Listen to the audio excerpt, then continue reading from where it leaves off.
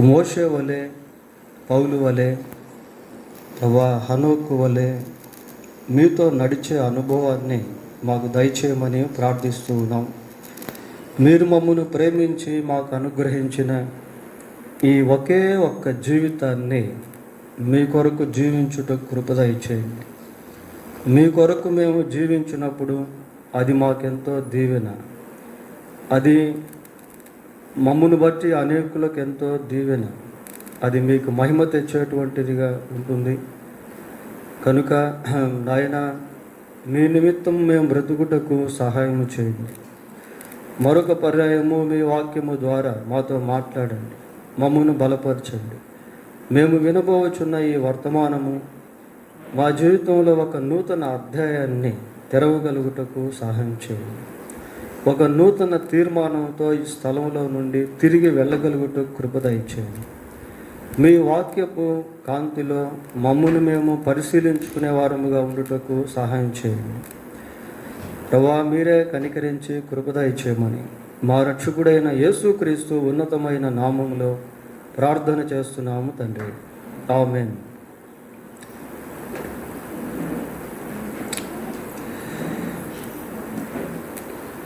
యోహాను రాసిన 3వ పత్రిక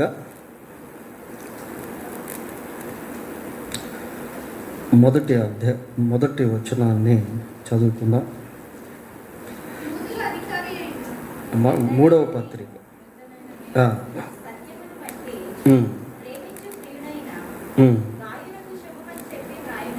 చాలు. ప్రియులారా, ఈ 3వ పత్రికలో శిష్యుడైనటువంటి యోహాను గాయు అనేటువంటి వ్యక్తికి ఈ పత్రికను, లేఖను రాశాడు. గాయుని గురించి మనకంత ఎక్కువ వివరాలు బైబిల్లో చెప్పబడలేదు. ఈయన ఏ వంశానికి చెందినవాడో, ఈయన తల్లిదండ్రులు ఎవరో, ఈయనకి వివాహం అయిందో లేదో, ఈయనకి పిల్లలు ఎంతమంది ఉన్నారో, ఈయన వృత్తి ఏంటో, ఇలాంటి విషయాలు మనకు అంత ఎక్కువ డీటెయిల్స్ బైబిల్లో లేవు.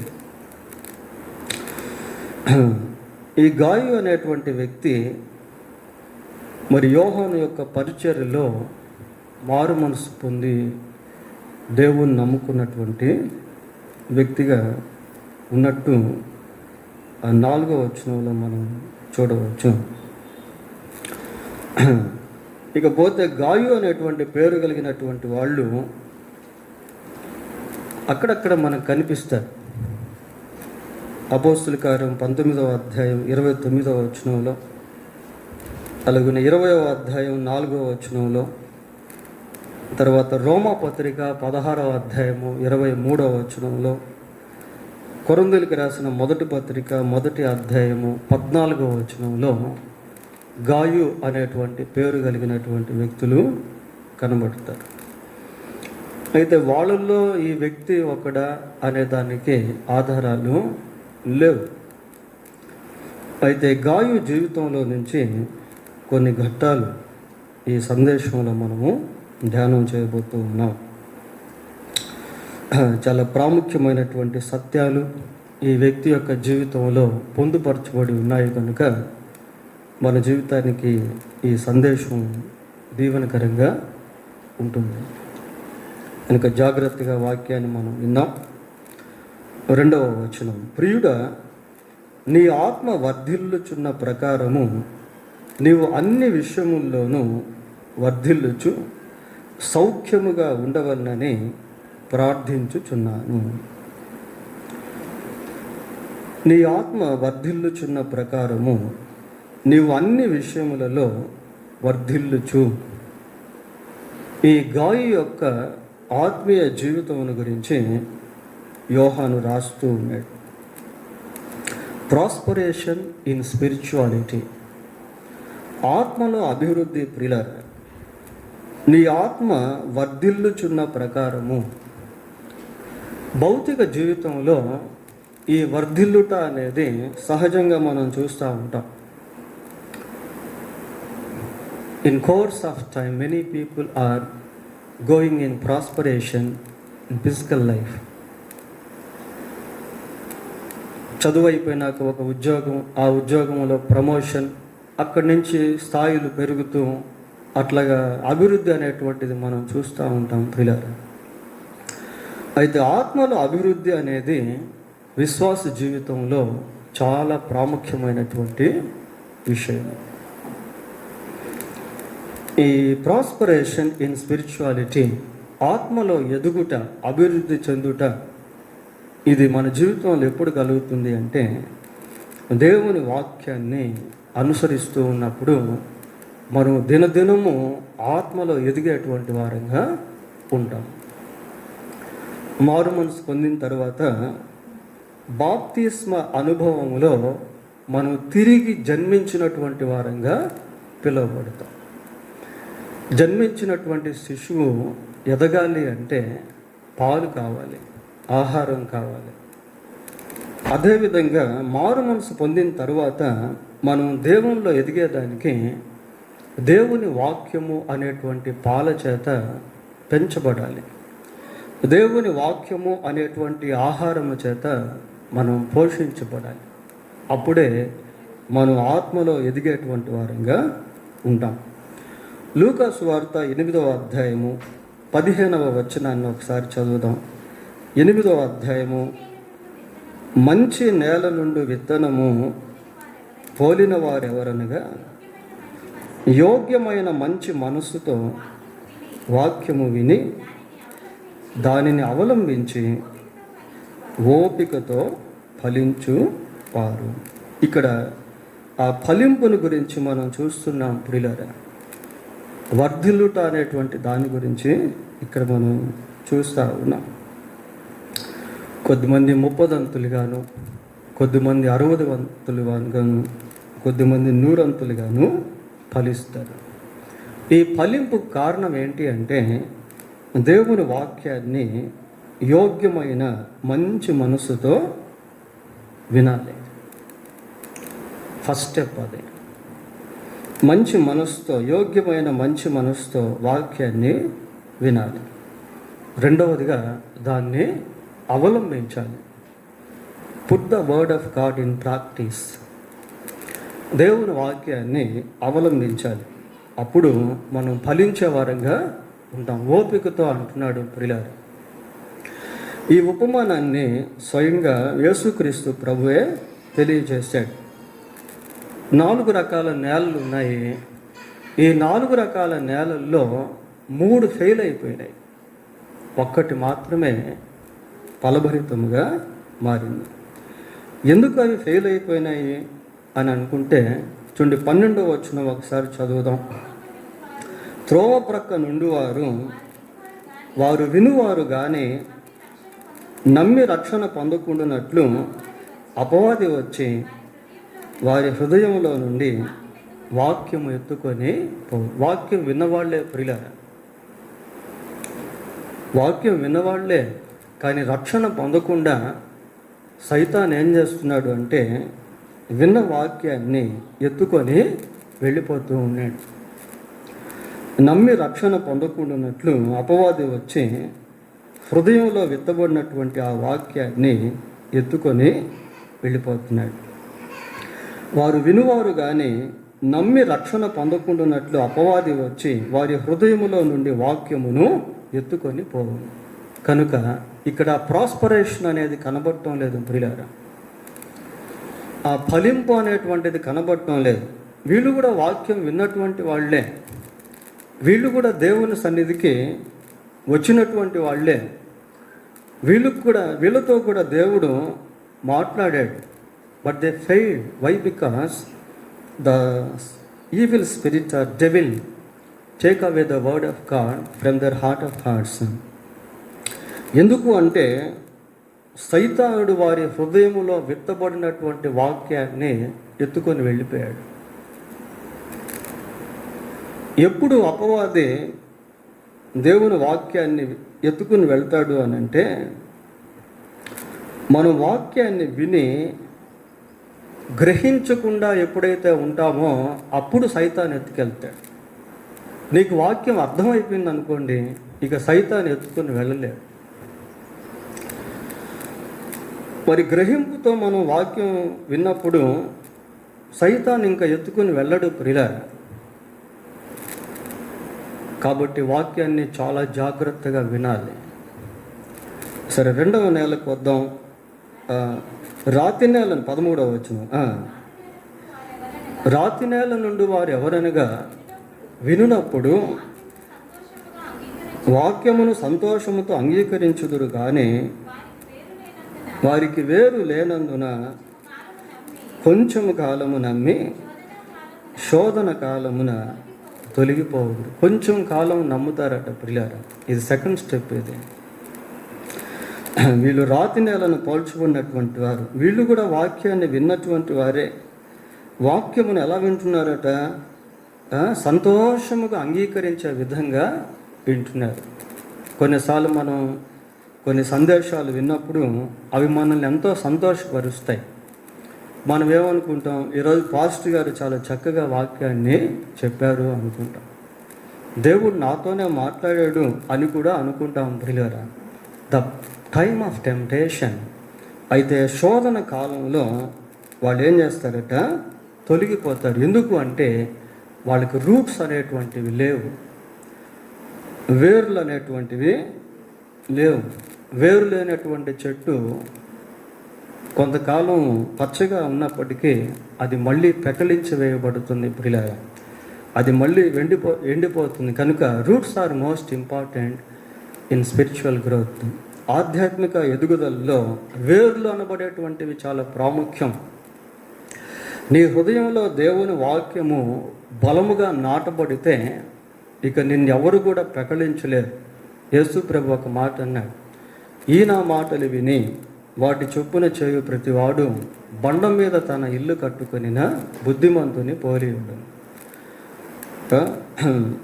గాలి వచ్చును, వాన వచ్చి వరదలు వచ్చి దాని మీద కొట్టినా అదే పడలేదు. గాలి విసిరి దాని మీద కొట్టినా మరి ఎందుకు అంటే దాని పునాది ఎక్కడ వేయబడింది? బండ మీద వేయబడింది ప్రియులారా. కనుక రూట్స్ అనేటువంటివి చాలా ఇంపార్టెంట్. తర్వాత 14వ వచనం. ముళ్ళ పొదల్లో పడిన విత్తనమును పోలిన వారు ఎవరనగా విని కాలము గడిచిన కొలది ఈ జీవన సంబంధమైన విచారముల చేతను ధనభోగముల చేతను అణిచివేయబడి పరిపక్వముగా ఫలింపనే వారు. ఈ 3వ నెలలో కొద్దిమందిని చూస్తున్నాం. వీరు కూడా వాక్యం విన్నటువంటి వారే ప్రియులారా. ఈరోజు సందేశం విశ్వాసికి సంబంధించిందిగా ఉంటుంది. వీరు కూడా వాక్యం విన్నటువంటి వారే. అయితే ఏమైంది? కాలము గడిచిన కొలది ఈ జీవన సంబంధమైన విచారముల చేతను ధనభోగముల చేతను అణిచివేయబడి ఈ జీవన సంబంధమైన విచారాలు దేవుని వాక్యం మనలో ఫలించనివ్వకుండా అణిచివేస్తాయి. ధనమోసాలు, ధనాపేక్ష మనం ఆత్మలో ఫలింపనీయకుండా అణిచివేస్తుంది ప్రియులారా. ఈ 4వ నెలకు వచ్చేసరికి ఇవన్నిటిని ఛేదించుకొని 4వ నెలలో మనుషులు ఉన్నారు. వీరు విన్నప్పుడు వాక్యాన్ని గ్రహించారు కనుక అపవాది ఆ వాక్యాన్ని ఎత్తుకుని వెళ్ళలేకపోయాడు. కాబట్టి వీళ్ళు ఫలించారు. వీళ్ళలో ఆ వేర్లు అనేటువంటి ఉన్నందువలన శోధన కాలంలో పడిపోకుండా నిలబడ్డారు. లోకంలో ఉన్నారు. ధనమోసాలు వీరి మీద పనిచేయట్లేదు, ఐహిక విచారాలు వీరి మీద పనిచేయట్లేదు. వీటన్నిటిని ఛేదించుకొని జయించుకొని ఓపికగా ఫలిస్తూ ఉన్నారు. ఈ గాయు అలాంటి వాడు పిల్లాడు. గాయు అలాంటి వాడు ఆత్మలో ఎదుగుతూ ఉన్నాడు. ఆదికాండం 39వ అధ్యాయం 6వ వచనం చూడండి. ఆదికాండం యోసేపు చేతికి అప్పగించి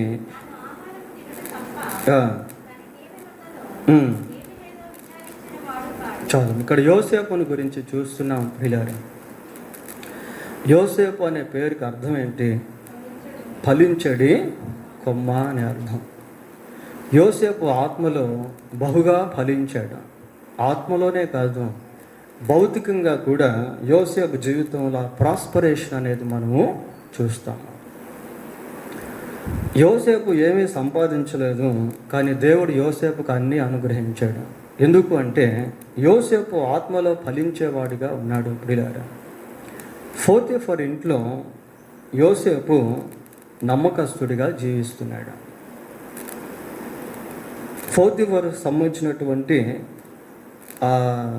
మరి ఎంత బంగారం ఉందో, ఎంత వెండి ఉందో, ఎంత ద్రవ్యం ఉందో మనకు తెలియదు. పోతీఫర్ దాని గురించి పట్టించుకోవట్లేదు. అవన్నీ కూడా యోసేపుకు అప్పగించబడ్డాయి. ఆ గృహంలో గృహ నిర్వాహకుడు ఎవరు అంటే యోసేపే. అయితే యోసేపు నమ్మకంగా ఉన్నాడు. పిల్లారా, పరుల సొమ్ము విషయంలో, ధనం విషయంలో, ఇతరుల యొక్క సంబంధించినటువంటి ప్రాపర్టీస్ విషయంలో నమ్మకంగా ఉండుట అనేది ఫలింపుకు సూచన. నమ్మకంగా ఉండుట, యథార్థంగా జీవించుట అనేది ఆత్మీయతకు సూచన. ప్రియులారా, తరువాత భయంకరమైనటువంటి శోధన యోసేపుకు వచ్చింది. అక్కడ కూడా యోసేపు ఫలించేవాడిగా ఉన్నాడు. 9వ వచనం చదవండి.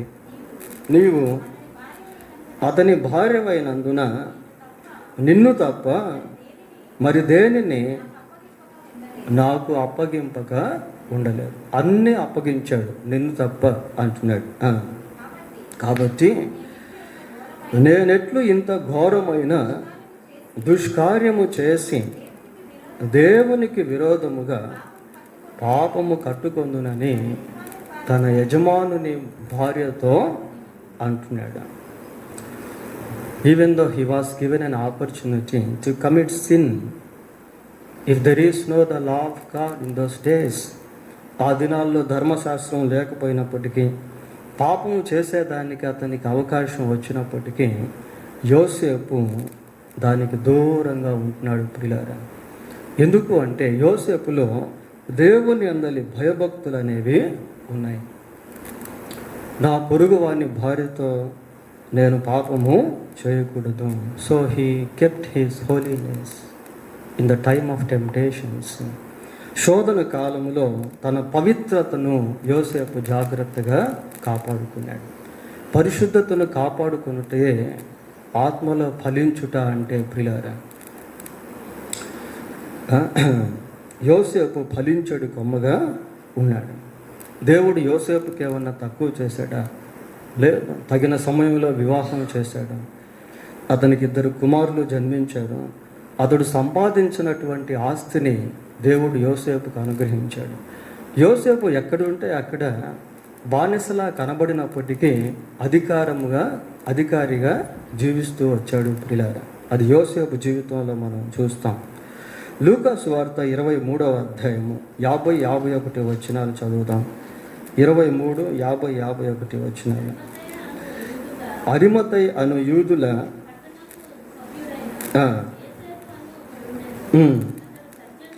అతడు సజ్జనుడును నీతిమంతుడునై ఉండి వారి ఆలోచనలకు వారు చేసిన పనులకును సమ్మతింపక దేవుని రాజ్యము కొరకు కనిపెట్టుచుండిన వాడు. ప్రియులారా, ఇక్కడ కూడా ఇంకొక యోసేపుని గురించి లేక ఫలించడి కొమ్మను గురించి మనం చూస్తున్నాం. ఇతను ఎవరు అంటే అరిమతయి యోసేపు. అరిమతయి యోసేపు ప్రియులారా, ఇతను ఎలాగున్నాడు అంటే సజ్జనుడిగా ఉన్నాడు. వాస్తవానికి ఈయన కేటగిరీ ఏంటి అంటే యూదుల పట్టణపు సభ్యుడై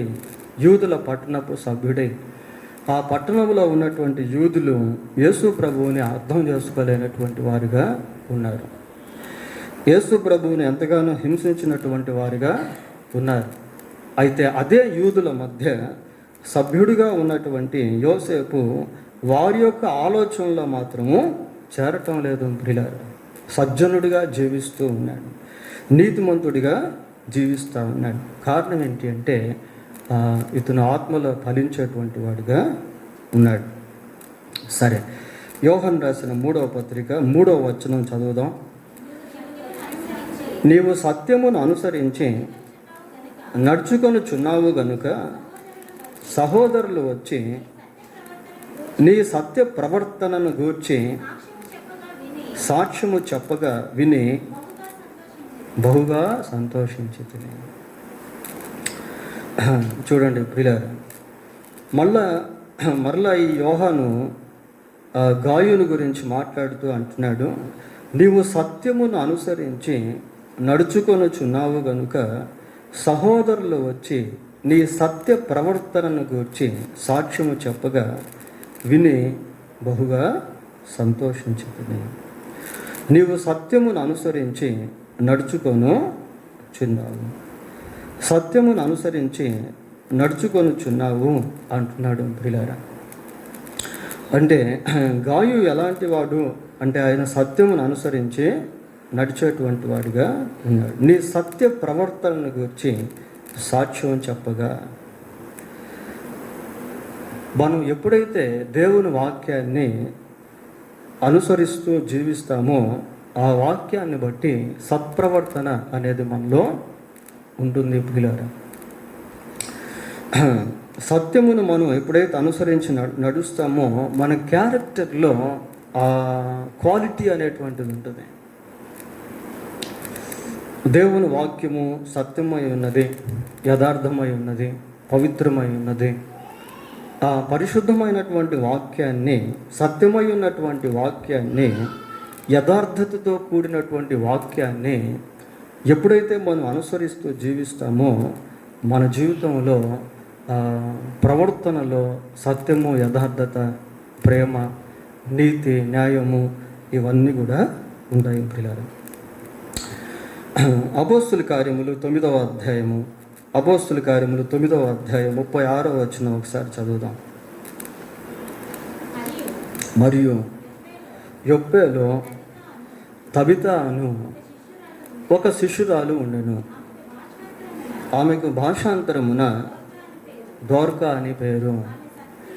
ఆమె సత్క్రియలను, ధర్మకార్యములను బహుగా చేసి ఉండేను. శిష్యురాలు ప్రియులారా. శిష్యురాలు అంటే ఎవరికి శిష్యురాలు అంటే దేవునికి శిష్యురాలు. She was a follower of God. దేవుణ్ణి వెంబడించేటువంటి వ్యక్తి.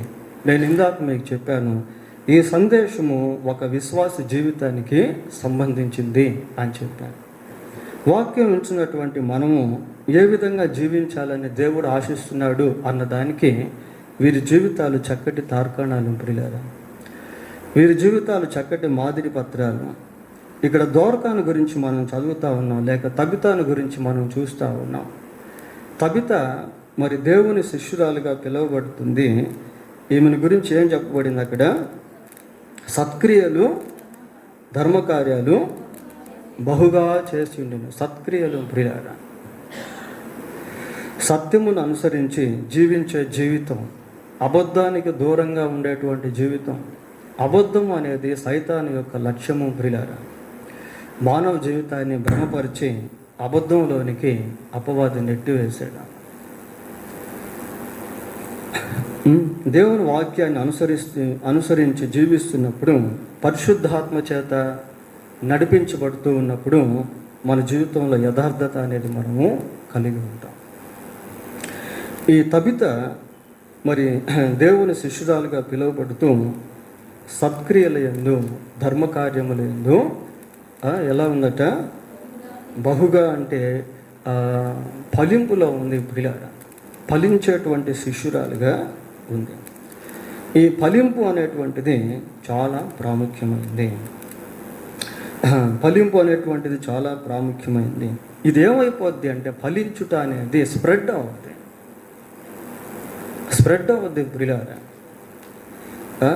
చూడండి, కొలసీ పత్రిక 1వ అధ్యాయము 3-4 వచనాలు చదువుదాం. 3-4 వచనాలు.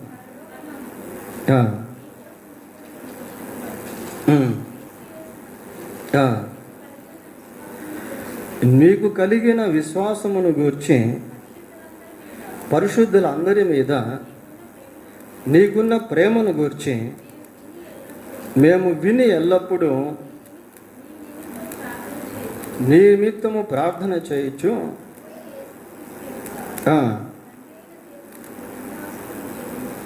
చాలు. ప్రియులారా, పరలోకమందు మీ కొరకు ఉంచబడిన నిరీక్షణను బట్టి క్రీస్తు యేసునందు మీరు కలిగి ఉన్న విశ్వాసమును గూర్చి పరిశుద్ధులందరి మీద మీకున్న ప్రేమను గూర్చి మేము విని ఈ సమయంలో ఈ కొలస్సీలకు పత్రిక రాసినటువంటి సమయంలో పౌలు ఎక్కడున్నాడు అంటే చెరసాలలో ఉన్నాడు. ప్రియులారా, కొలస్సీలో ఉన్నటువంటి పరిశుద్ధుల యొక్క జీవితం స్ప్రెడ్ అయిపోతూ వచ్చింది. ఇటువంటి సాక్ష్యం దెస్సలోనిక సంఘస్థులు కూడా కలిగి ఉన్నారు. ఫలింపు. ప్రియులారా, ఎక్కడో పండినటువంటి మామిడి పళ్ళు ఎక్కడో అమ్ముతారు.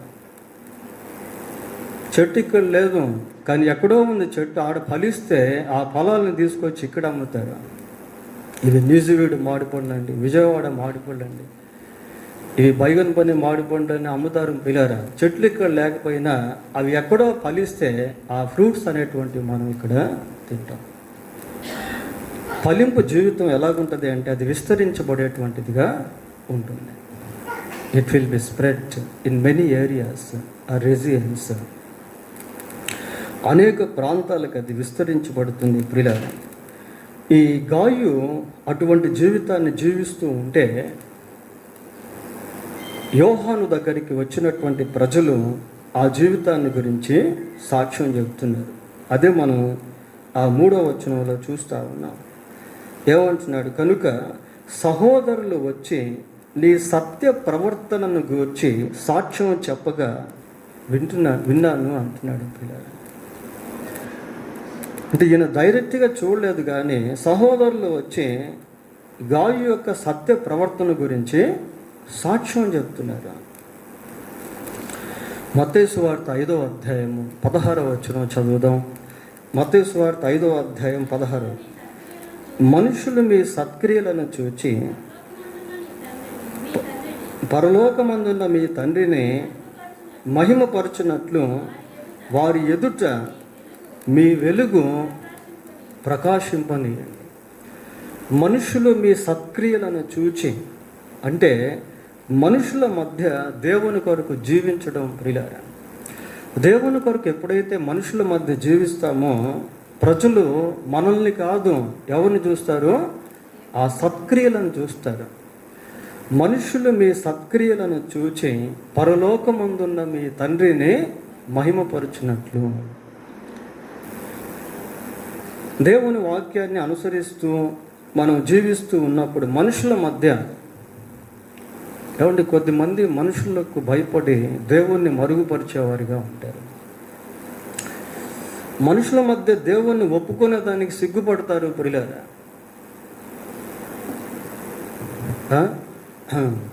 మనుషుల మధ్య ఎవరైతే యేసు ప్రభువుని ఒప్పుకుంటారో దేవుని దూతల ఎదుట పరలోకమందు ఆయన వారిని ఒప్పుకుంటాడు. నరుల ఎదుట నిన్ను ఆశ్రయించు వారి నిమిత్తము నీవు సిద్ధపరిచిన మేలు ఎంతో గొప్పది. నరుల ఎదుట నిన్ను ఆశ్రయించు వారి నిమిత్తం. మనుష్యులు మీ సత్క్రియలను చూచి పరలోకమందున్న మీ తండ్రిని మహిమపరచునట్లు వారి ఎదుట మీ వెలుగును ప్రకాశింపనీయండి. సత్క్రియలను గురించి ఇక్కడ సాక్ష్యం ఇస్తున్నారు. ప్రియులారా, నీ సత్య ప్రవర్తనను గురించి సాక్ష్యం చెప్పగా నేను వింటున్నాను. ఎవరు చెప్తున్నారు సాక్ష్యం? సహోదరులు చెప్తున్నారు. ప్రియులారా, సహోదరులు చెప్తున్నారు. సహోదరులు అంటే ఎవరు? కోబిలీవర్స్, తోటి విశ్వాసులు.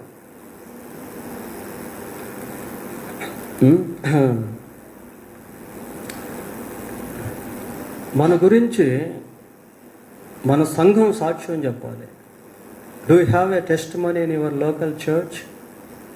స్థానిక సంఘంలో నీకంటూ ఒక సాక్ష్యం ఉందా? నిన్ను గురించి తోటి విశ్వాసి సాక్ష్యం చెప్పగలిగితే ఎటువంటి సాక్ష్యం ఇస్తాడు? ఒకసారి ఆలోచన చేద్దాం ప్రియులారా. ఒక విశ్వాసి ఇంకొక విశ్వాసిని గురించి సాక్ష్యం చెప్పాల్సి వస్తే ఎటువంటి సాక్ష్యం ఇస్తాడు?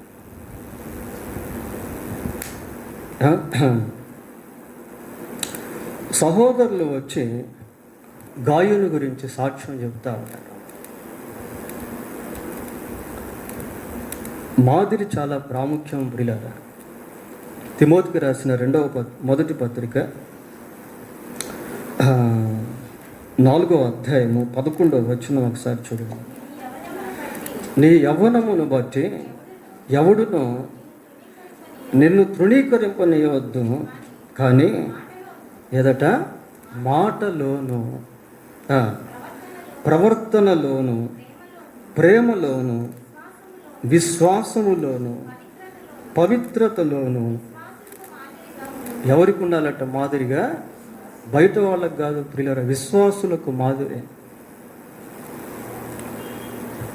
Putting an example to co believers. విశ్వాసులకు మాదిరట ప్రియులారా. మాటలోను ప్రవర్తనలోను ప్రేమలోను విశ్వాసములోను పవిత్రతలోను విశ్వాసులకు మాదిరిగా ఉండము. మాదిరిగా ఉన్నామా తోటి విశ్వాసికి? విశ్వాసి మాదిరి అయినా? నిన్ను చూసి ఎవరైనా భక్తిలో ప్రేరేపించబడతారా? ప్రార్థనలో ప్రేరేపించబడతారా? మాటలో ప్రేరేపించబడతారా? ప్రవర్తనలో ప్రేరేపించబడతారా? పవిత్రతలో ప్రేరేపించబడతారా? సంఘములో సాక్ష్యాన్ని కలిగి ఉండుట, తోటి విశ్వాసికి మాదిరిగా జీవించుట, ఇవి చాలా ప్రాముఖ్యం ప్రియులారా. ఒక విశ్వాసిగా నీవు ఇంకొక విశ్వాసికి మాదిరిగా ఉండాలి. సహోదరులు వచ్చి సాక్ష్యం చెప్తా ఉన్నారు. Test money is most important. 6వ వచనం కూడా చదవండి ఒకసారి. వారు నీ ప్రేమను గురించి సంఘము ఎదుట సాక్ష్యం ఇచ్చారు. ఎక్కడిచ్చారట? సంఘం ఎదుట సాక్ష్యం ఇచ్చారట ప్రియులారా. అంటే ఈ యోహానుకు మాత్రమే వీళ్ళు చెప్పట్లేదు, సంఘంలో కూడా గాయును గూర్చినటువంటి సాక్ష్యాన్ని చెప్తా ఉన్నారు. సేవకుల మధ్య తోటి విశ్వాసుల మధ్య నీకు సాక్ష్యం ఉందా? మాటలో క్రియలో పవిత్రతలో ప్రవర్తనలో do you have that kind of testimony among the believers?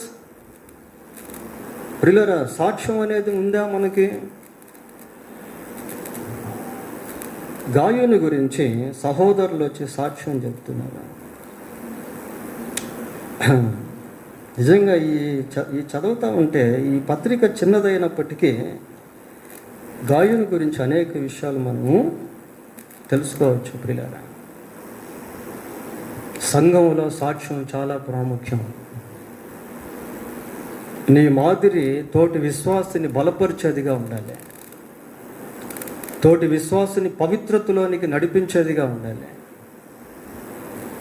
తోటి విశ్వాసి కళ్ళు తెరిపించేదిగా ఉండాలి. నీ ప్రార్థనా జీవిత ప్రభావము సంఘంలో అనేక మందిని ప్రార్థనా పరులుగా చేసేదిగా ఉండాలి. నువ్వే సక్రంగా లేకపోతే నిన్ను చూసి సంఘం ఏమి నేర్చుకుంటుంది? ఫీల్గా విశ్వాసులు వచ్చి సహోదరులు వచ్చి సాక్ష్యం ఇస్తున్నారు అని గాయికి పత్రిక రాస్తూ ఉండాలి.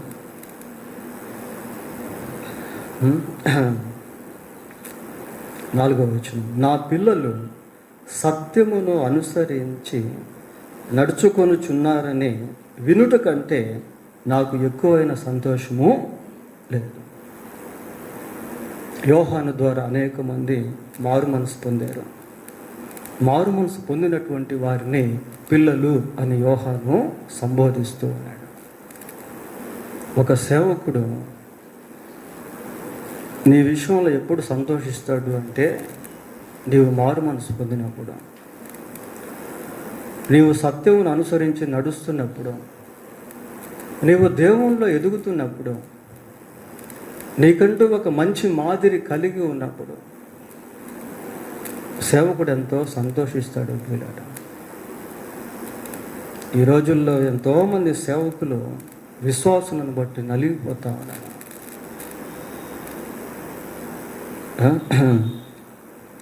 నలిగిపోతున్నారు ప్రియులారా.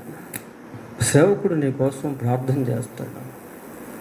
2వ వచనాన్ని మనం గమనిస్తే ఏమంటున్నాడు? అన్ని విషయములోనూ వర్ధిల్లుచు సౌఖ్యముగా ఉండవలనని ప్రార్థించుచున్నాను అంటున్నాడు. ప్రార్థించుచున్నాను అంటున్నాడు. ప్రియులారా, దేవుడు సంఘానికి సేవకుల్ని ఇచ్చే ఆ సంఘం కొరకు ఎంతో ప్రార్థన చేసే భారాన్ని సేవకుల హృదయాల్లో దేవుడు పెడతాడు.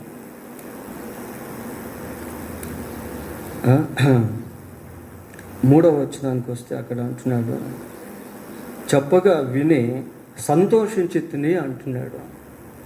నీ జీవితం సేవకునికి సంతోషంగా ఉందా? ప్రార్థించే సేవకునికి నీ జీవితం మాదిరిగా లేకపోతే సంతోషించలేడు ప్రియులారా. విశ్వాసులు ఏదో ఆస్తులు అంతస్తులు సంపాదించుకొని ఉన్నత స్థాయిలోనికి వెళ్ళాలి అనేది సేవకులకి మంచి తలంపే. దానికంటే ముఖ్యంగా ఆత్మలో ఎదిగే దాని గురించి సేవకులు ఆలోచిస్తారు. ఇక్కడ యోహాను అలాగున అంటున్నాడు, ప్రియుడా అని పిలుస్తున్నాడు. ఈ ప్రియుడా అంటే ఇంగ్లీష్ బైబిల్లో డియర్ ఫ్రెండ్ అన్నారు. ఈ రోజుల్లో సేవకులు విశ్వాసులతో స్నేహితులుగా వ్యవహరిస్తూ ఉంటే సేవకులపై విశ్వాసులకు విలువ ఉండట్లేదు ప్రియులారా. In many churches believers don't have the value of God servants. సేవకుల్ని ఎట్టబడితే అటు మాట్లాడటం, వాళ్ళని ధిక్కరించడం, వాళ్ళపై తిరుగుబాటు చేయడం, వాళ్ళ గురించి గందరగోళంగా మాట్లాడుకోవటము, ఇలాంటివి మనం చూస్తాం. మై డియర్ ఫ్రెండ్, బిలవ్డ్ అంటున్నాడు. మొదటి వచనంలో ప్రియుడా అన్నట్టుగా మనం చదువుతాము. 2వ వచనంలో చదువుతాం. 5వ వచనంలో ప్రియుడా అంటున్నాడు. తర్వాత 11వ వచనానికి వస్తే అక్కడ కూడా ప్రియుడా అంటున్నాడు. ప్రియులారా, ఒక విశ్వాసిగా తోటి విశ్వాసికి మాదిరిగా ఉండాలి. ఒక విశ్వాసిగా దేవుడు నీపై ఏర్పాటు చేసిన సేవకుని సంతోషపెట్టేటువంటి వ్యక్తిగా ఉండాలి. దుఃఖంతో పరిచర్య చేస్తే దానివల్ల దీవెన అనేది ఉండకపోవచ్చు ప్రియులారా. మనం చదువుతాం కదా, హెబ్రీ పత్రిక 13వ అధ్యాయంలో ఏమనుంది? హెబ్రీ పత్రిక 13వ అధ్యాయం, మీపై నాయకులుగా ఉన్నవారు లెక్క ఒప్పజెప్పవలసిన వారై మీ ఆత్మలను కాయుచున్నారు. వారు దుఃఖముతో ఆ పని చేసిన ఎడల మీకు నిష్ప్రయోజనము కనుక దుఃఖముతో కాక ఆనందముతో చేయనట్లు ఏం చేయాలట? వారి మాట వింటున్నారా? ప్రియులారా, సేవకులు చెప్పే మాటలు మీరు వినాల్సిన పనిలే. సేవకుల ద్వారా దేవుడు మీతో చెప్పే మాటలు వింటే చాలు.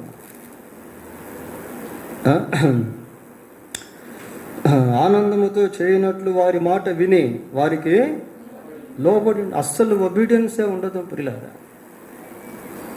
అసలు విధేయత ఉండదు. మీ పైన నాయకులుగా ఉన్నవారు లెక్క ఒప్ప చెప్పవలసిన వారి వల్లే మీ ఆత్మలను కాయుచున్నారు.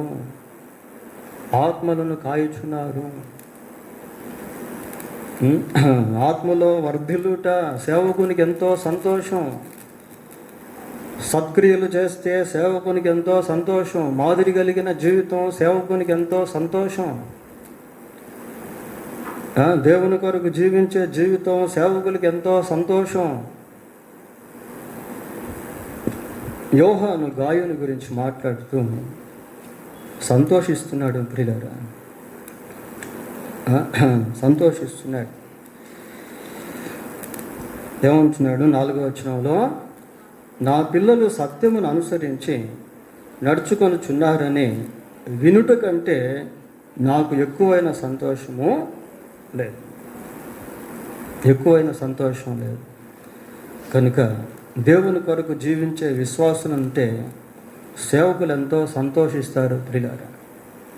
సంఘమంతా మారు మనసు పొందితే అది సేవకునికే కాదు, దేవునికి కూడా సంతోషం. సరే, ఇంకా కొన్ని విషయాలు మనం జ్ఞాపకం చేసుకుందాం. 5వ వచనం, ప్రియుడా, వారు పరదేశులైనను సహోదరులుగా ఉన్నవారికి నీవు చేసినదెల్లా విశ్వాసికి తగినట్టుగా చేయుచున్నావు. విశ్వాసికి తగినట్టుగా చేయుచున్నావు. విశ్వాసికి తగినట్టుగా విశ్వాసి జీవించాలి. A believer should live as believer. విశ్వాసికి తగ్గట్టుగా విశ్వాసులు జీవించాలి ప్రియులారా. Sometimes we compare with gentle peoples. కొన్నిసార్లు మనం ఏం చేస్తామంటే అన్యులతో పోల్చుకుంటూ ఉంటాం. విశ్వాసితో పోల్చుకో.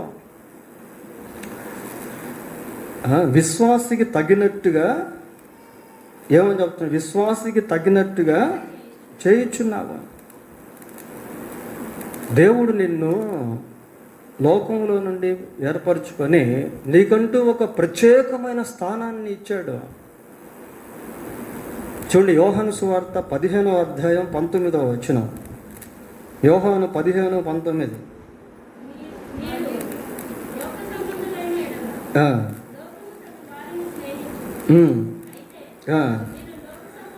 మీరు లోక సంబంధులు కారు, నేను మిమ్మును లోకములో నుండి ఏర్పరచుకుంటున్నాను. Many times we forget this words. అనేక సార్లు ఈ వచనాన్ని మనం మర్చిపోతుంటాము ప్రియులారా. మీరు లోక సంబంధులు కాదు, ఎందుకంటే నేను మిమ్మును లోకంలో నుండి ఏర్పాటు చేసుకున్నాను. నీవు విశ్వాసిగానే జీవించాలి. అది సంఘంలో అయినా, సమాజంలో అయినా, ఇంట్లో అయినా. Even among your relatives, your friends, your neighbours, your coworkers. నీవు పనిచేసేటువంటి స్థలాల్లో, నీ బంధువుల మధ్య, నీ స్నేహితుల మధ్య విశ్వాసిగానే జీవించాలి ప్రియులారా. ఇక్కడ ఒక రకంగా, బయటికి వెళ్తే ఇంకొక రకంగా, బంధువుల మధ్య ఒక రకంగా, ఆత్మీయుల మధ్య ఒక రకంగా, సేవకుల మధ్య ఒక రకంగా, సేవకులు లేనప్పుడు ఒక రకంగా. That is not an integrating. అది యథార్థత కాదు ప్రియులారా. నువ్వు విశ్వాసిగానే జీవించాలి. కొరింథీయులకు రాసిన 2వ పత్రిక 6వ అధ్యాయం 14వ వచనం. కొరింథీయులకు రాసిన 2వ పత్రిక 6వ అధ్యాయం 14వ వచనం. మీరు అవిశ్వాసులతో జోడిగా ఉండొద్దు. అవిశ్వాసులతో జోడిగా ఉండొద్దు. నీకంటూ ఒక ప్రత్యేకత దేవుడు ఇచ్చాడు. అవిశ్వాసుల మధ్య నీవు ఎలాగుండాలి అంటే విశ్వాసిగా ఉండాలి. కలిసిపోతున్నారు, మింగల్ అయిపోతున్నారు ప్రియులారా. Now days we are unable to find who are the believers or unbelievers. ఎవరు విశ్వాసులు, ఎవరు అవిశ్వాసులు అనేది ఈ రోజుల్లో మనం గుర్తించడం కష్టమైపోతూ ఉంది. అన్యుల మధ్య అన్యులుగా, పోనీ అన్యుల మధ్య అన్యులుగా ఉంటున్నావు, వాళ్ళని ఏమైనా సంపాదిస్తున్నావా దేవుని కోసం? ఆచారాలు చేయొద్దంటే ఆచారాలు చేస్తున్నారు. పోనీ ఆచారాలు చేసి వాళ్ళని ఏమైనా దేవుని దగ్గరికి తీసుకొస్తున్నా, అది కూడా లేదు. వాళ్ళతో మింగిల్ అయిపోతున్నారు. How can they learn the spirituality that you have if you live like them? నీవు వాళ్ళలాగే జీవిస్తూ ఉంటే నిన్ను చూసి వాళ్ళు ఎక్కడ ఆత్మీయత నేర్చుకుంటారు? ఎవరు నేర్చుకుంటారండి? ఎంత వాక్యం విన్నా కూడా కొద్దిమంది ఆచారాలను వదిలిపెట్టరు ప్రియులారా. అవి సైతాను సంబంధమైనటువంటి కస్టడీస్ని తెలిసి కూడా ఆచరిస్తూనే ఉంటారు. అరే, ఇది బైబిల్లో లేదు కదా, దానికి వేరే వాక్యాన్ని చూసి చెప్తారు. వాళ్ళకి రిలేటెడ్గా వాక్యాన్ని ఎంచుకుంటారు. ప్రియులారా, దేవుడు చాలా దుఃఖపడతాడు. If you follow the footsteps of pagans, God will be distressed. ఏమని చెప్తున్నాడు? అవిశ్వాసులకు జోడిగా ఉండకుడి, నీతికి దుర్నీతితో ఏమి సాంగత్యము అంటున్నాడు. నీతికి దుర్నీతితో ఏమి సాంగత్యం? ఎట్లా పొత్తు కుదురుతుంది? అంజూరపు చెట్టులో పల్లేరు కాయలు కాయవు ప్రియారా. ఉప్పు నీళ్ళలో నుండి ఉప్పు నీళ్ళే వస్తాయి కానీ తీయటి నీళ్ళు రావు. అది ప్రకృతి, దేవుడు పెట్టిన ప్రకృతి సిస్టమ్, అది న్యాచురల్ మెథడ్, అది న్యాచురల్ కష్టం అది. కానీ ఇక్కడికి వచ్చేసరికి ఏమైపోతుందంటే మింగిల్ అయిపోతున్నారు జనాలు, కలిసిపోతున్నారు. విశ్వాసిగానే బ్రతకాలి, అప్పుడే దేవుడు మహిమపరచబడతాడు.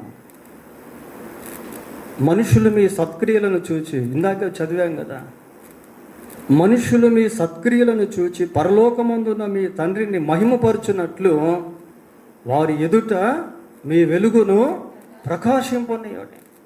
దీపం వెలిగించి ఆ కొంచెం కింద మంచం కింద పెడితే ఎవ్వరు కూడా వెలుగులోనికి రాలేరు ప్రియులారా. కొన్నిసార్లు మనమే దేవుని దగ్గరికి ఇతరులు రానియకుండా అడ్డుబండలుగా మారుతూ ఉన్నాం. మనమే ఇతరులు దేవుణ్ణి చూడనీయకుండా అడ్డం వచ్చేస్తూ ఉన్నాం. నీవు పెట్టే చెడ్డ మాదిరి అనేక మంది దేవుని దగ్గరికి రాకుండా అడ్డం అయిపోతూ ఉంది. నీవు విశ్వాసిగా జీవించకపోవడం వల్ల నిజదేవుణ్ణి ప్రజలు ఎరగలేని స్థితిలో ఉన్నారు ప్రియులారా. ఆ రోజు షడ్రక్ మేషక్ అబేద్నెగో కాంప్రమైజ్ అయిపోయి ఉంటే నెబుకద్నెజరుకి నిజదేవుడు అర్థమై ఉండేవాడా? చదవండి ఇంకా మళ్ళా ఏముందో. వెలుగునకు చీకటితో ఏమి పొందిక. ఎన్ని ఉదాహరణలు ఇచ్చాడో చూడండి ప్రియులారా. క్రీస్తునకు బెలియాలుతో, బెలియాలు అంటే అపవాది అని అర్థం, బయల్జెబూల్ అంటాం కదా. బెలియాలుతో ఏమి సంబంధం? ప్రభు అన్నాడు, ఇదిగో ఈ లోకాధికారి వచ్చుచున్నాడు, మనం ఇక్కడి నుంచి వెళ్దాం పదండి. నాతో అతనికి ఏ సంబంధాలు లేవు. There is no any connection. నాతో అతనికి ఎటువంటి సంబంధాలు అనేవి లేవు. ప్రియులారా, సైతాను ఎంత కుయుక్తిపరుడు అంటే, తాను కుయుక్తిపరుడు అని తెలియనికుండానే నిన్ను తన కుయుక్తిలోనికి లాగేసుకుంటాడు. అబద్ధాన్ని సత్యంగా మలిచి నిన్ను అబద్ధికుడిగా చేసేస్తాడు. We should love others. నీవు నిజంగా నీ బంధువుల్ని ప్రేమిస్తున్నావు అంటే వాళ్ళతో కలిసిపోతే కాదు, వాళ్ళని ప్రభువు కొరకు సంపాదిస్తే అదే నిజమైన ప్రేమ. వాళ్ళు కూడా ఆ చీకట్లో నుండి బయటకు వచ్చేసారు అంటే నీవు వాళ్ళ పట్ల చేసిన మేలు అదే ప్రియులారా. స్నేహితుల మధ్య విశ్వాసిగానే బ్రతకాలి. సంఘంలో విశ్వాసిగానే బ్రతకాలి. కుటుంబంలో విశ్వాసిగానే బ్రతకాలి ప్రియులారా. Do you have such kind of testimony at your own home?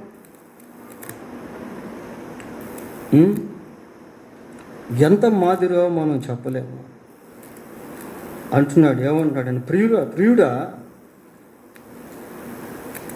వారు పరదేశులైనను సహోదరులుగా ఉన్నవారికి నీవు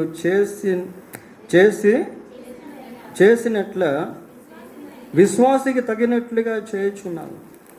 ఇక్కడ సందర్భం ఏంటి అంటే, వారు పరదేశులైనను సహోదరులుగా ఉన్నవారికి నీవు చేసినట్టు అంటే, కింద వచనానికి వస్తే 7వ వచనం, వారు అన్యజనుల వలన ఏమీ తీసుకొనక ఆయన నామము నిమిత్తము బయలుదేరేది గనుక దేవునికి తగినట్టుగా నీవు వారిని సాగనంపిన ఎడల నీకు యుక్తముగా ఉంది. ఆ రోజుల్లో మిషనరీలు ఒక ప్రాంతం నుంచి ఇంకొక ప్రాంతానికి ప్రయాణం చేస్తూ దేవుని వాక్యాన్ని ప్రకటించేవారు.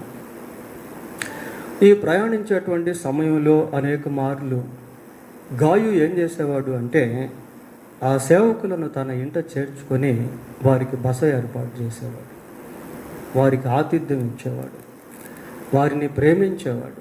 వాస్తవానికి వాళ్ళు ఎవరు అంటే స్ట్రేంజర్స్. అక్కడే మనం చూస్తున్నాం, వారు పరదేశులైనను సహోదరులుగా ఉన్నవారికి. వారు పరదేశులు ఉన్నప్పటికీ సహోదరులుగా భావించి వారి పట్ల నీవెంతో ప్రేమ చూపించావు. మత్తయి సువార్త 10వ అధ్యాయము, మత్తయి సువార్త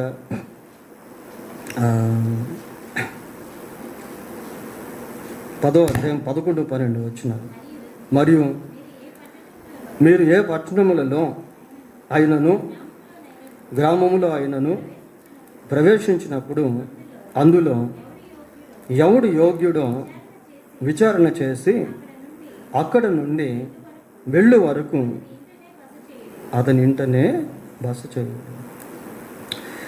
కనుక ప్రియులారా, ఎంతోమంది ఆయా ప్రాంతాలకు వెళ్తూ మధ్యలో గాయు ఇంటికి వచ్చినప్పుడు అతడు వాళ్ళని చేర్చుకొని వాళ్ళని ప్రేమించి వాళ్ళకి ఆతిథ్యం ఇచ్చి వాళ్ళని సాగనంపేవాడు.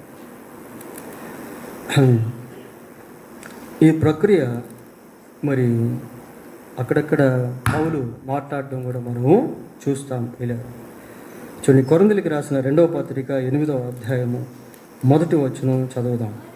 సహోదరులారా, మాసిదోనియా సంఘములకు అనుగ్రహింపబడి ఉన్న దేవుని కృపను గూర్చి మీకు తెలియజేయుచున్నాము.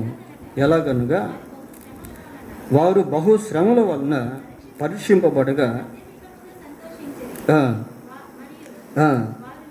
వారు నిరుపేదలైనను వారి దాతృత్వము బహుగా విస్తరించింది. నిరుపేదల ప్రియులరా, దాతృత్వం బహుగా విస్తరించింది.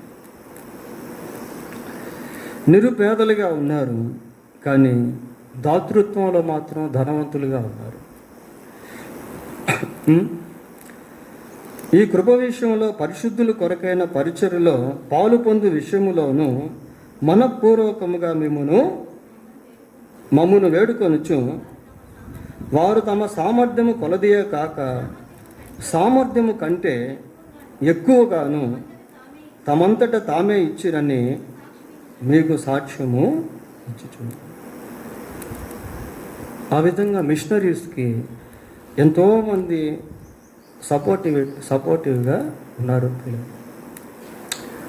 ఆ రీతిగా దేవుని సేవకులను వారు బలపరుస్తూ వారి పట్ల అటువంటి ప్రేమను చూపించేవారు. ఇక్కడ ఒక మాట మనం చూస్తాం. ఏంటి ఆ మాట అంటే, ఇందాక మనం 5వ వచనంలో విశ్వాసికి తగినట్టుగా అనే మాట చదివాం. 7వ వచనంలో దేవునికి తగినట్టుగా అనేది కనబడతాం. చూడండి, బయలుదేరి కనుక దేవునికి తగినట్టుగా నీవు వారిని సాగనంపిన ఎడల. దేవునికి తగినట్టుగా, విశ్వాసికి తగినట్టుగా మాత్రమే కాకుండా దేవునికి తగినట్టుగా కూడా వారిని సాగనంపిన ఎడల అంటే దేవుడు సేవకులను ఏ విధంగా ప్రేమిస్తున్నాడో నీవు కూడా వారిని ఆ విధంగా ప్రేమించు అని అర్థం. ప్రేమించు అని అర్థం ప్రియులారా. దేవునికి తగినట్టుగా. మత్తయి సువార్త 10వ అధ్యాయము 40వ వచనం. మిమ్మును చేర్చుకున్నవాడు నన్ను అసలు ఆ మాట చూడండి ప్రియులారా. అలాగే యేసుప్రభు అంటున్నాడు, మిమ్మును చేర్చుకున్నవాడు నన్ను చేర్చుకొనును, నన్ను చేర్చుకున్నవాడు నన్ను పంపిన వాడిని చేర్చుకొను. మిమ్మల్ని ఎవరైతే చేర్చుకుంటారో వాళ్ళు నన్ను చేర్చుకున్నట్టు, నన్ను ఎవరైతే చేర్చుకుంటారో నన్ను పంపిన వాడిని చేర్చుకున్నట్టు అని చెప్పి ఆ కింద డిస్క్రిప్షన్ ఇచ్చాడు, వివరాలు ఇచ్చాడు. ఏమని చెప్తున్నాడు చదవండి. ప్రవక్త అని ప్రవక్తను చేర్చుకునేవాడు ప్రవక్త ఫలము పొందును. ప్రవక్త అని ప్రవక్తను చేర్చుకునేవాడు ప్రవక్త ఫలము పొందును. ఎలీషా పలుమార్లు వెళ్తూ ఉన్నాడు, వస్తూ ఉన్నాడు, వెళ్తూ ఉన్నాడు, వస్తూ ఉన్నాడు. ప్రియులారా, అక్కడ ఒక గనురాలు ఉంది. ఆమె ఏం చేసింది అంటే, ఇదిగో దైవజనుడు ఈ మార్గం గుండా పోతున్నాడు, వస్తున్నాడు కాబట్టి ఈ దైవజనునికి ఒక ఏర్పాటు మనము చేస్తాం. ఒక గదిని ఏర్పాటు చేసింది. అందులో ఒక మంచం, ఒక బల్ల, అతను వచ్చినప్పుడల్లా భోజనము. ప్రియులారా, ఏమైంది? ఆ గనురాలుగా పిలువబడేటువంటి స్త్రీకి పిల్లలు లేరు. దేవుడు ఆమెకు గర్భఫలాన్ని ఇచ్చాడు. ప్రవక్తను చేర్చుకున్నవాడు ప్రవక్త ఫలము, ఆ ప్రవక్త దేని గురించి అయితే నీ కోసం ప్రార్థన చేస్తాడో దాని విషయంలో దేవుడు నీకు సహాయం చేస్తాడు.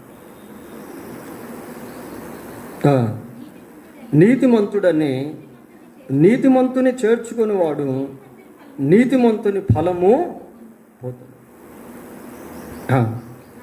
మరియు శిష్యుడని ఎవడు ఈ చిన్నవారిలో ఒకనికి గిన్నెడు చన్నీళ్ళు మాత్రము త్రాగనిచ్చునో వాడు తన ఫలము పోగొట్టుకొనడని నిశ్చయముగా మీతో చెప్పుచున్నాను. ప్రియులారా, సేవకులకు, సాటి విశ్వాసులకు సహాయపడుట, అవసరతలో ఉన్నటువంటి వారికి సహాయపడుట, ఇవి చాలా ప్రాముఖ్యమైన విషయం. హెబ్రీ పత్రిక 10వ అధ్యాయము 6వ అధ్యాయం, హెబ్రీ పత్రిక 6వ అధ్యాయం 10వ వచనం కూడా చూద్దాం.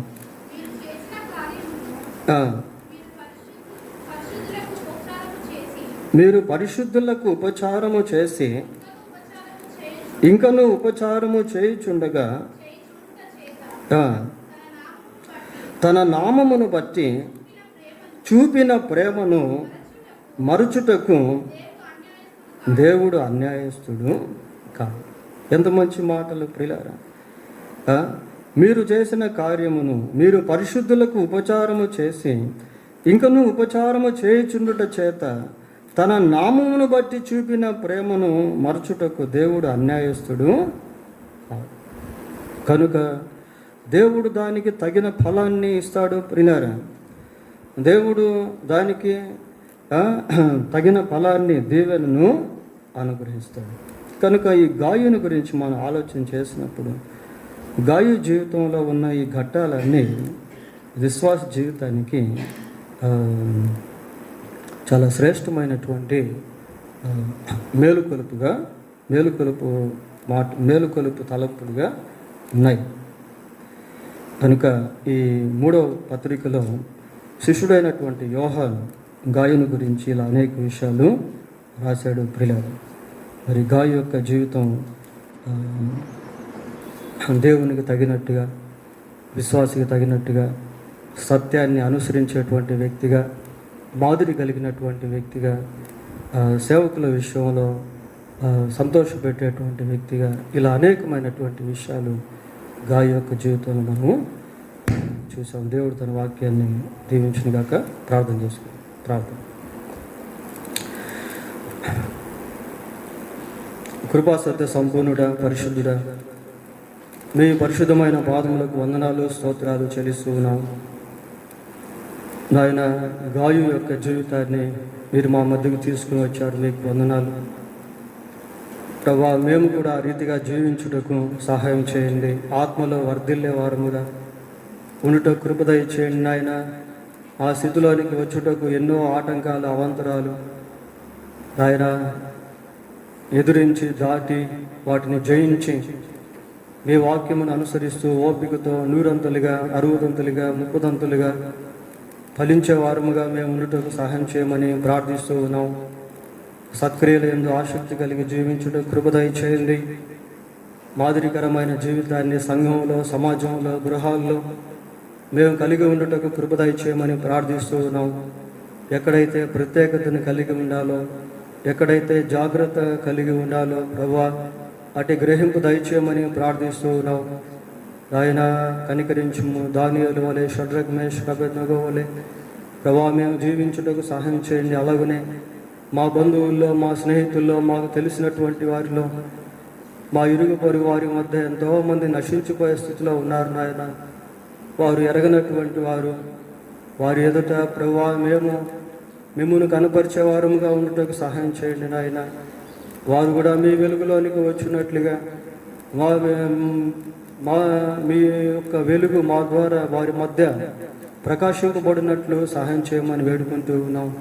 మీరు మాతో మాట్లాడుతూ ఉండగా మేము మా ప్రవర్తన దిద్దుకునే వారముగా ఉండటకు సహాయం చేయండి. మా పట్ల మీరెంతో ప్రేమను కలిగినటువంటి దేవుడు నాయన. అందును బట్టి మీ స్తోత్రాలు. మా బలహీనతలను క్షమించండి. మా విధేయతలను క్షమించండి ప్రభా. మీ వాక్యం మమ్మను దిద్దుతుంది, సరిచేస్తుంది. మీ వాక్యం మమ్మను ప్రభా మీకు ఇష్టలుగా మారుస్తుంది కనుక మీ వాక్యానికి లోబడే వారముగా ఉండటకు సహాయం చేయండి. మీ సువార్త వ్యాపకములో మేము కూడా పాలుభాగస్తులుగా ఉండటకు ప్రభా మీరు కనికరించి సహాయం చేయమని, మిమ్మల్ని పోలి జీవించుటకు కృపదయ చేయమని మా రక్షకుడైన యేసుక్రీస్తు పరిశుద్ధమైన నామములో ప్రార్థన చేస్తున్నాము తండ్రి. ఆమేన్.